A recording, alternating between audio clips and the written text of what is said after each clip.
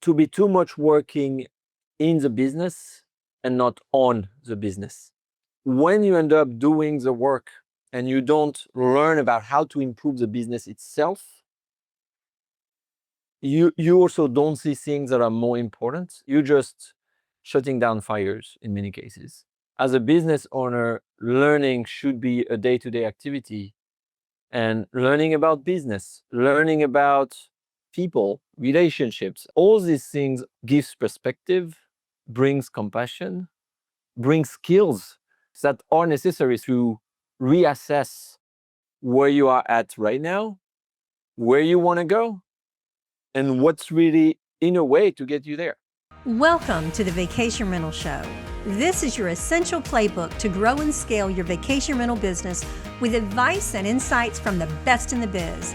I'm your host, Linnell Gordon. Welcome to the Vacation Rental Show. I'm Linnell Gordon, your host, and today we're joined by Sébastien Grosjean. He is the CEO and founder of Smiley, and he's a longtime pioneer in the short-term rental industry with more than 20 years of expertise and family legacy that spans over 4 decades.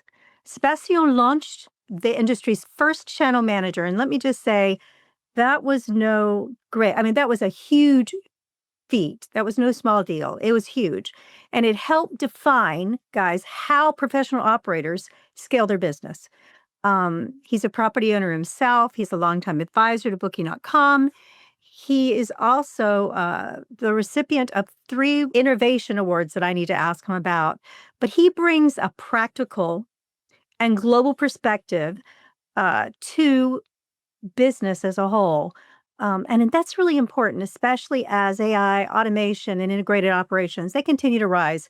So 2026 is going to be big about that. So thank you so much, Sébastien, for joining us. I appreciate it. Thank you, Lionel, and thank you everyone for listening. So tell me about the Innovation Awards. That's fabulous. Yes. So in 2025, we did 3 world first innovation. But before I get into these innovations, I want to share about why we went there. Because we don't build product just for the sake of building product. We build them to solve problems. And as you briefly mentioned in the intro, and thank you for that beautiful introduction, my family do short-term rentals for over 4 decades right now. And so the model is buy lands, build properties, rent them, and sometimes sell them, keep them under management or not. So it spans across 3 different locations, 2 in France, 1 in Greece, 100 properties that has been built. We're building 10 more right now in Greece. And so it gives us a bit of perspective on all the different aspects of the short-term rental business. And also myself, it's my day-to-day for over 2 decades right now. And so one of the things we realize is that in all the amount of things we have to do, there's some low-hanging fruit that are often underestimated, which is just the quality of listings. And it will speak differently to different currencies, but do you have any idea what that represents? 500 euros? That's 500 euros, exactly. That's in average the amount that is literally burned. Oh, guys, month, if you're listening on the podcast and you're not doing listing. video, you are missing out. You should see he's burning money. So that's this is literally a word picture, guys. It's a word picture. You're leaving it on the table. You're burning it. It's not here. That's a listing in US in average is burning this $500, 500 euros every month. And that is impacting 90% of listings. Not only from the private owners that don't take care of it, but also from professional listings. 90% are affected by that. And it's basically because the photos, the order of photos, or the text is not optimized as much as it could be. And so the first innovation we did back in March that we launched is with a lot of AI, and thank you for these AI tools to bring us there, is to audit a listing. And we can analyze up to 10 years of historical data to understand who exactly is your ideal customer So we look at the booking patterns, how much they pay, how much ahead they booked it, but also the reviews they left to understand the experience that they really experienced within your property, the keywords they used. And when we use this with all the amount of data of every single booking, every single review, we are able to have a very deep understanding about who is the best customers for your property. And we also do the reverse analysis to understand your anti-avatar, the people that are actually not the most satisfied. And when we have this knowledge, we can recommend what is better to do. Things need to adapt based on who is the customer of that property. And so it can be the order photos, it can be the photos, it's the text for sure. But yeah, speaking with head of Verbo in Europe, told us 90% of listings are under-optimized. From our own analytics, it's 91% technically. Speaking with professional revenue managers, they tell us it's 10 to 20% of revenue that is lost just because of this, without even touching price. Just photos and description. What's wrong in Germany that they will not, or even in France, okay, that they will not put in their listing, yes, there's an elevator. And I can't even search for an elevator on Airbnb. And I'm like, I carry heavy equipment with us when we travel. My husband's a Hebrew scholar. We travel for him. We always travel with tons of, I have so much equipment. Like I've got tons of equipment sitting out here. We build electronics, some of the things but we always have a lot of equipment. And that makes a difference when I'm lugging it up the stairs. And I don't understand. You're right. I had two people, because I always ask, do you have an elevator? Because that's important to me. We have 5 pieces of luggage that we carry, and they're 2 regular, the other are big, always. And it's not because we're heavy packers, it's because we carry all this equipment around. So I think to myself, am I the only one that has this issue? No, you're not. And this is a challenge. In my understanding of the vacation rental industry through pretty much all of my life, as you understood, is we get so busy in so many things. And that's what I see through my different businesses, the ones that I founded, co-founded, invested in. There's so much to deal with. Being able to actually identify the most important thing or the low-hanging fruits is a challenge. Most people get caught up with the fires. But it's not because it's urgent that it's important. That's true. And sometimes you have to accept that problems are normal. Some problems do not need to get solved. Some problem can wait.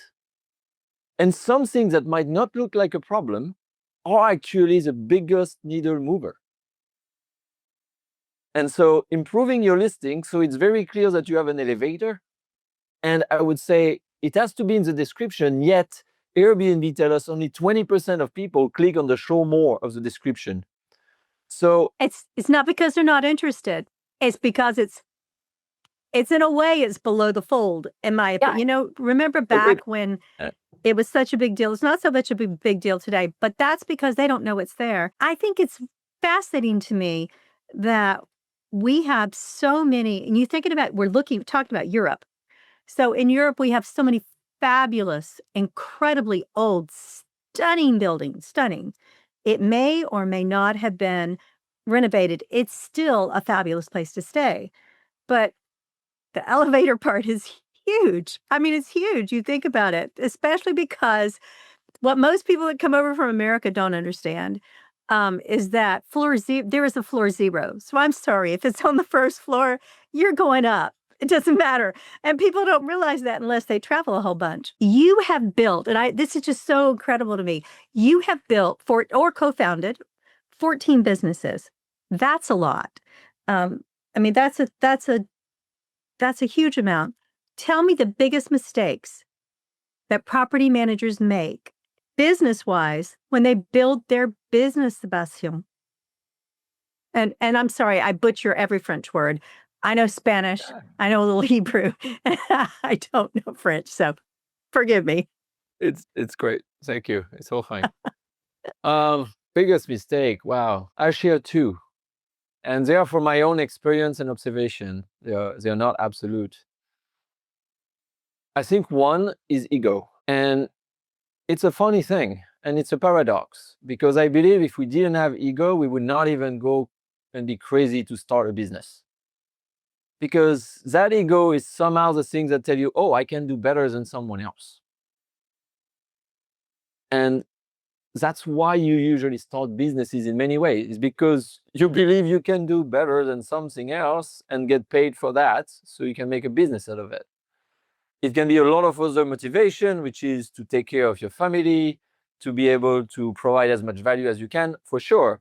But if you don't have that perception that you can do better than someone else and get paid for it, it would not run anyway. You might do a charity work or other ways to get there. Yet, too much ego is also what prevents you to see what is critical to be seen, I would say. That's your blind spot. And that's what make collaboration difficult. That's what make really listening difficult or impossible. It brings too much filters. And so, yes, it's needed to get started, but I think it become very much your biggest enemy. Because So I you think stop listening. And you stop listening to your yeah, customer and yeah. think, I was reminded of that this morning. My husband is testing some software that I helped write this week. And I kept saying to him, no, we need to do this. And he looked at me and he said, no, it has to be this. And I was like, okay. And I had to stop and I thought, you know what? I know a lot about software development, but he's the one using this. And so I need to listen more. So I agree. I think that we have to catch ourselves, though, in recognizing the fact that even though we have built this amazing property management company and, we have someone that comes in and is and suggests something, I think that learning to listen more to our guests and what they're saying and not just saying, "Oh, that's just normal." But when we normalize complaints of our guests, that's exactly what you're saying. You lose revenue share there. Yeah. So how do you okay, in a perfect Yeah, world I for want to bring a second one as well, okay? that I think is very important, is to be too much working in the business and not on the business. And so to clarify this is when you end up doing the work and you don't learn about how to improve the business itself, you also don't see things that are more important, that are more necessary. You just shutting down fires in many cases, or working on things that makes you feel good, or this kind of stuff, but not necessarily what's really important for the business itself. And it takes work. And we briefly talked about this before. That's why, for me, I have these books behind it. It's a reminder of why it's so important to keep learning.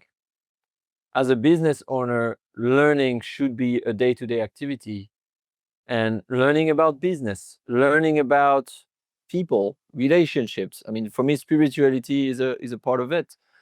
All these things are complementary to one another, gives perspective, brings compassion, brings skills that are necessary, to reassess where you are at right now, where you want to go, and what's really in a way to get you there. It's like a GPS. If on your GPS you are not clear about where you are, where you want to go, there's no way it can tell you the directions. But how often do we really take time to look at that? I don't think enough. No, I think every morning, I think you should sit down and you should have goals. Every morning during my devotion time, I sit down and I always have a list. Sometimes my lists are longer and they don't get done, but I do number them. They should be numbered by what's the most, not the most urgent, like you say, but the most important. What's going to cost you revenue? What's going to cost you people? What's going to cost you relationships? Even sometimes, making sure you know what you have to do in order. But you're right. If you don't write it down, or if you don't put it in a way that you can access your goals, how do you know? How do you measure it?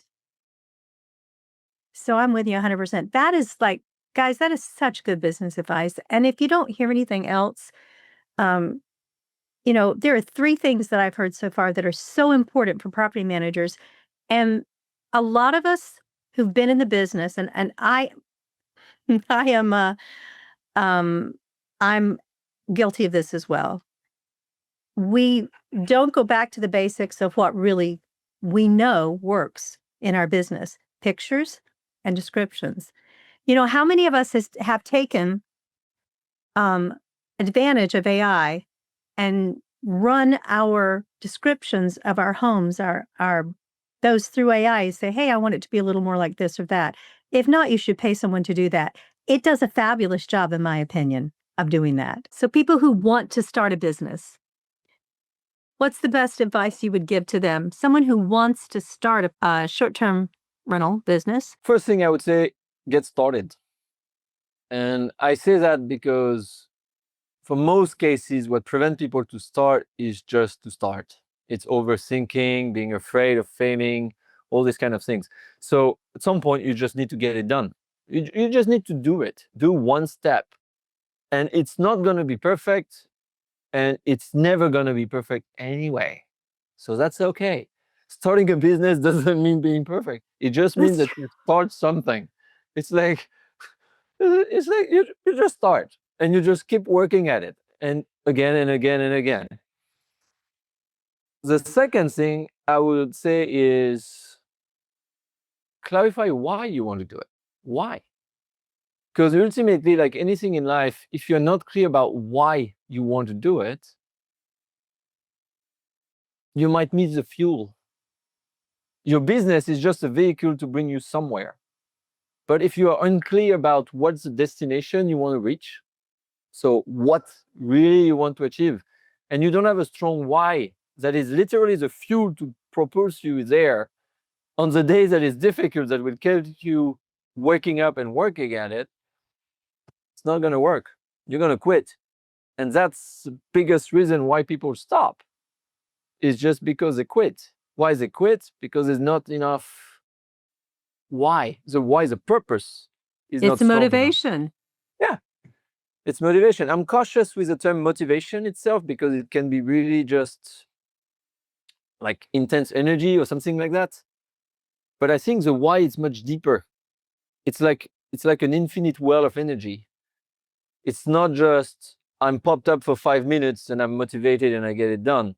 I think if you have a strong why that is catching you to your core, this is a fuel that can last for a very long time.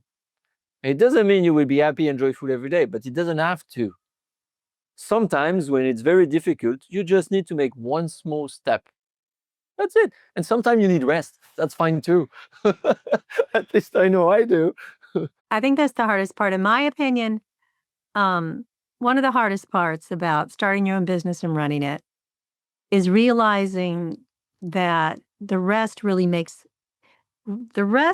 really allows you to focus on the things that you need personally. And if you don't do that, you have to at some point. You'll be not scheduling it, and it will happen. You'll just have to have that rest. I remember the first time I took an 8-day vacation, and my business did not fall down all around me, and everything did get done, and people were taken care of.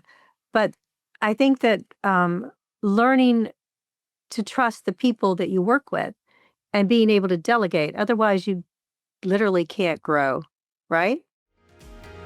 This episode of the Vacation Rental Show is brought to you by Blue Tent. Blue Tent provides vacation rental pros with a powerhouse of services: direct booking optimization, strategic account management, email marketing, and channel management and distribution. All of your industry experts under one roof or inside one tent. Expand your digital footprint and turn browsers into local bookers at bluetent.com. Yeah, I agree. And I think it's a different phase of your business. I like that. One thing that I share about business is like, it's like your life, basically. It's a different stage of life, also for business. When you have a toddler business or an infant even, it's not time to delegate. It's too early. That's time to actually get shit done. Excuse my French. But you just have to get it done. You just have to Yeah. do it. And as you grow, as you become a toddler, well, that's why you might bring a second person in the team. As you become maybe even before teenager, I don't remember exactly the name in English for even this phase of life, but let's say as a person, when you get closer to 5 or 10, that's where you definitely have more people around it, you have a little bit more revenue coming up. That's where you have to start to learn delegation. So basically in a team, 2 to 5, that's already your first layer of delegation. And you have to trust more people to do the job. Make sure you find the great people too. If you cannot trust the people, either they are not the right people, either you need to learn to let go of control. And then you have another phase beyond, let's say, maximum 10 people, where you need a second layer of delegation. So it means that the first people that came here needs to learn to delegate as well. And maybe they are not the right people to do that. That's such a hard thing. I would love tips on that. One of the hardest things that I found in business is getting through that second layer of delegation Yeah. where you've delegated and I'm like, I'm at a place with a nonprofit I'm working with, and I'm saying to the main person that I delegate to, I'm saying, you can't do this. You have to be able to delegate and find people to do that. And this is not your job. Your job is to find someone that can do that better than you and let them do that. Yeah. But I was I'm going to say, admit defeat. I was very unsuccessful in the first business that I started in getting my most important manager to delegate. And it stunted the growth of my company. I couldn't bear to get rid of the employee. And things worked out eventually where I just hired and delegated for that person.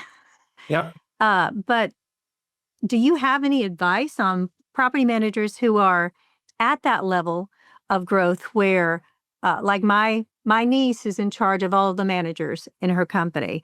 That's her job now. And she does a really good job of that. How do you help someone who will not delegate? Something that really helped me is to understand two things. One, your journey as a business owner, entrepreneur, is different than the people that want to work with you. Oh, yeah. They might not have the same will for entrepreneurship, challenging themselves to grow, and all these kind of things. That's the thing. The second is to understand a set of profiles. Profiles are always subjective. There's always room for discussion around it. But the pattern is important. And you can categorize profile in 3 different ways. From the artists, that are the people that do the work. The managers, the people that coordinate, delegate, follow up. And the entrepreneurs, the persons that take risk, start, these kind of things. See the dream. The thing is that usually when you start, you have one of these strengths. And you kind of have to deal with the rest in some way. It's a bit brittle, but I would advise that the first people you bring in the team is to complement that. If you're an artist, well, it's maybe too early to get a manager, but if you are very conservative, you might want an entrepreneur. So somebody that challenges you and will start a bit more. If you're a manager, well, at some point you need an artist because you need somebody to do the work. And so you need to find that balance already kind of early. It's rare to have too many managers too early. And when you grow you can't to afford it most of the time. 10, I mean, it's a problem. You will not get things done because everybody will discuss, but nothing happened. That's right, exactly. You need artists to also get the work done. That's true. And entrepreneurs to kind of it doesn't have to be perfect, because the challenge of artists mostly is perfection. Is like, you want the craft to be perfect. So the entrepreneur will be more challenging this, and let's say, no, we just need it. Like, and we improve afterwards. It's a balance, it's a dance. All this is super important. I share another book, let's say, on similar aspects to that. So when you start, you will want quite a few artists very early on.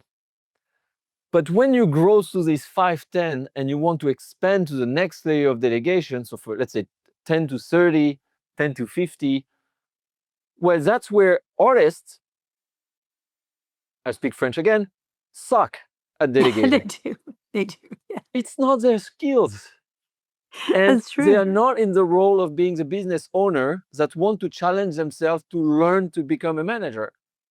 You might actually, and I've done that too many times, you might actually kill the motivation and desire of an artist by making them a manager.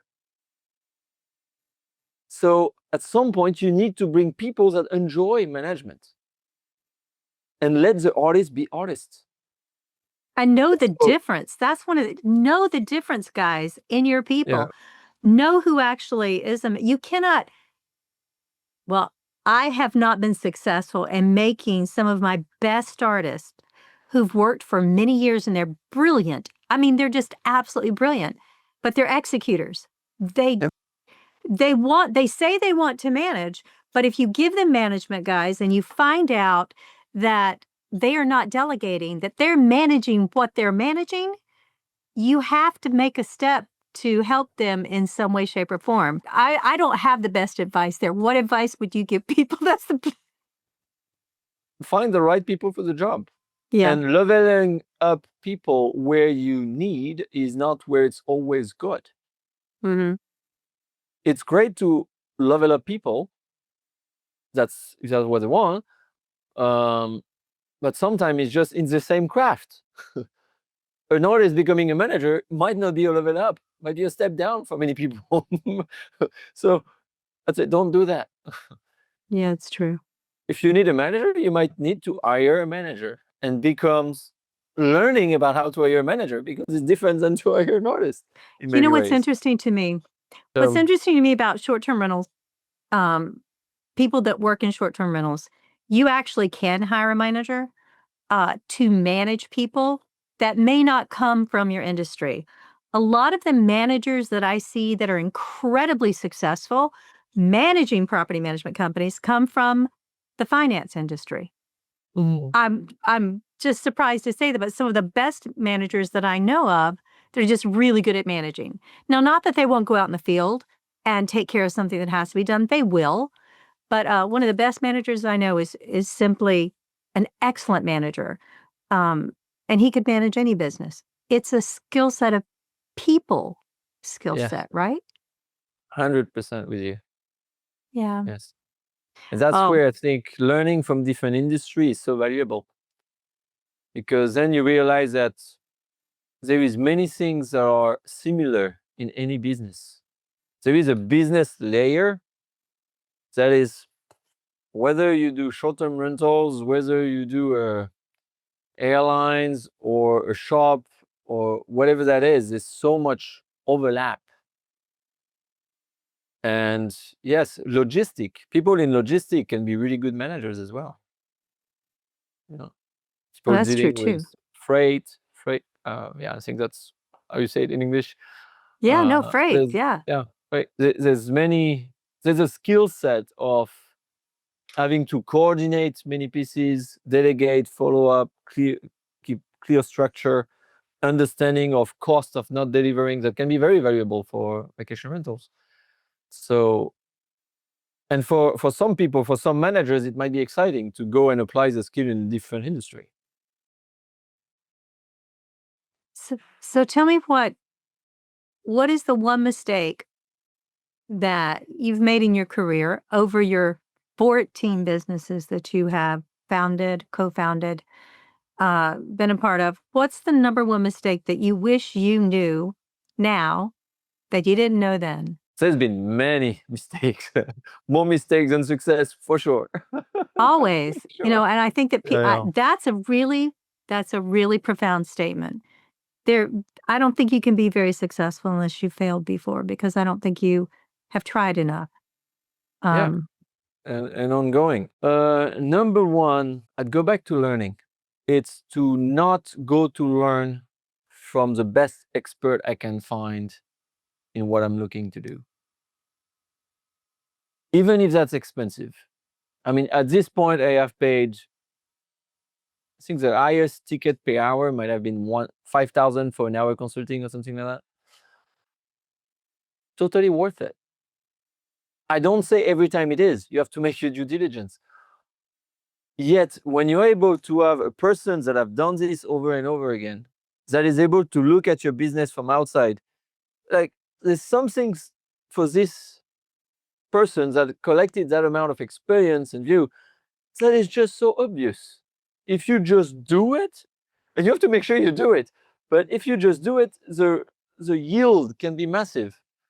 And so the amount is quite irrelevant. For me, the question is, how much does that bring you back? What's your return? And the bigger your business becomes, the bigger your leverage is. If you optimize 10% of your revenue on your vacation rental business and you have one property, your property is a studio in the suburbs of a big city that earns 10,000 a year. Okay, your increase is 1,000, that's nice.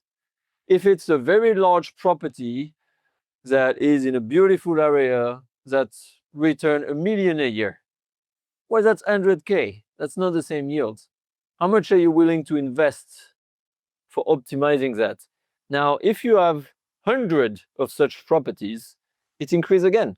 So for me, it's very important to, I mean, now more and more, I'm not even questioning. I'm looking at, okay, who is the best expert I can get my hands on and just pay for that shortcut. We can't ever stop learning.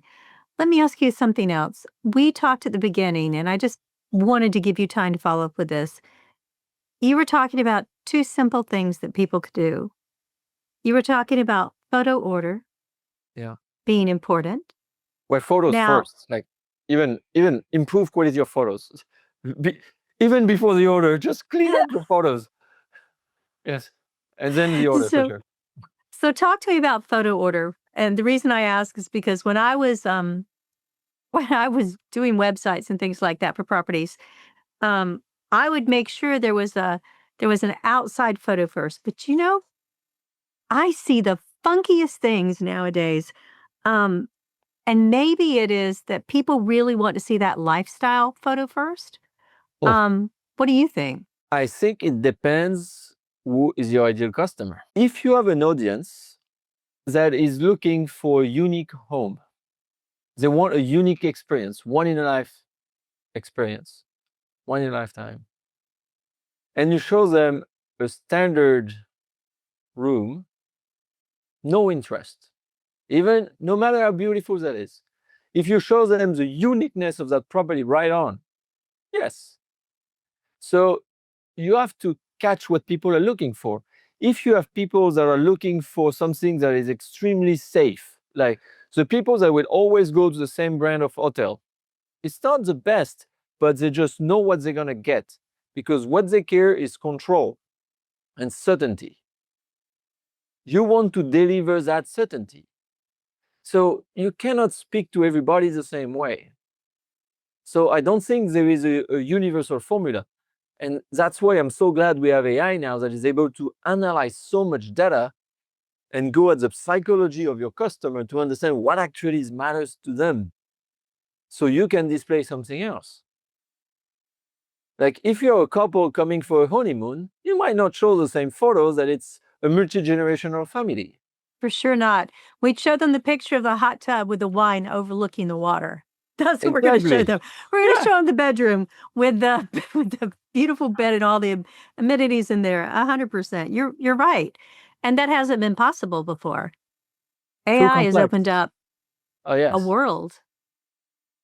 It's fascinating for me to see how much our businesses are going to change thanks or because of AI.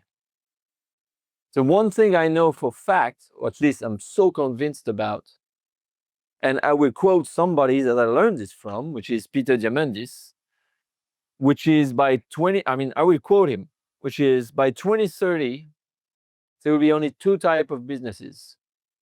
The ones that fully adopted AI and the ones that are out of business. Yeah, I believe that. I truly think you're right. It's such an exponential kind of thing. For instance, I don't care what kind of business you're in, guys. You think about this. The automation that is possible with AI, the ability to automate processes by looking at them and changing things. I mean, if we're not using that even today in our property management for replying to guests, okay, or communicating with them, right now, AI is not everything it's going to be. We already know that. But if we're not using it to optimize our communication with our guests, whether it's the listing or whether it's the emails we send, I'm shocked that that there are people that are still not using that, because it is incredibly powerful, very fast, and you should be thinking about how you can automate processes in your business to make you more efficient. We're not talking about trying to fire people and save overhead, because I think that it can help you grow, and you'll probably need those people. So I'm not trying to get rid of your people. I'm trying to say that I think there are really important things that we can do today that we didn't have 2 years ago. There's one concept that we have for us, which is, I think, a good practice to keep, is to understand what is safe to fail. So there is things you can try, and if it breaks, that's okay. If we release a post on Instagram or LinkedIn and it's not perfect, that's fine. There's low harm. We should be careful there is no false claims, but that's basically about it. If the sentence structure is not perfect, it's fine. We can iterate. Now, we also do a lot with fintech. I speak a bit more about what we can do with AI, but actually, our third innovation is in fintech, and I will maybe share a bit more if you like. But in fintech, it means that we have a banking license. We process hundreds of millions per year of bookings flow and so on. When we touch at this, we cannot fail. So when we bring AI to help us with this kind of tools, the amount of review that is necessary is greater. And that's very important to assess when we deploy this kind of technology, which is safe to fail and which is not, which needs to be 100% reliable from day one, because the risk is too great. At Amazon, they have this concept of revolving doors. You can go in and out easily. You make this decision fast, and you have some, it's a one-way door. If you went through, you cannot come back. Same thing. If that decision is a one-way door, take the time to think. Make sure that it's proper. And it's the same, I think, with these tools. It's just small principles. When you use them, you realize that here you can go and try many stuff and see what works.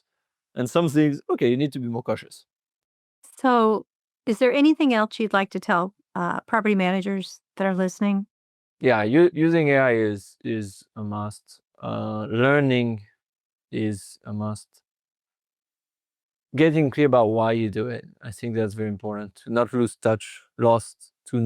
touch with this. So if people want to get in touch with you, how would they reach you? If they want to get in touch with me personally, LinkedIn might be the best. So Sébastien Grosjean on LinkedIn. So, And I'm going to spell his last name for you guys. Yes. Grosjean, Grosjean. This episode of the Vacation Rental Show was brought to you by Blue Tent. To find out more about how Blue Tent can help grow your vacation rental business, visit bluetent.com. Make sure to search for the Vacation Rental Show in Apple Podcasts, Spotify, and YouTube, or anywhere else podcasts are found, and hit subscribe so you never miss an episode. On behalf of the team here at Inhabit, thanks for listening.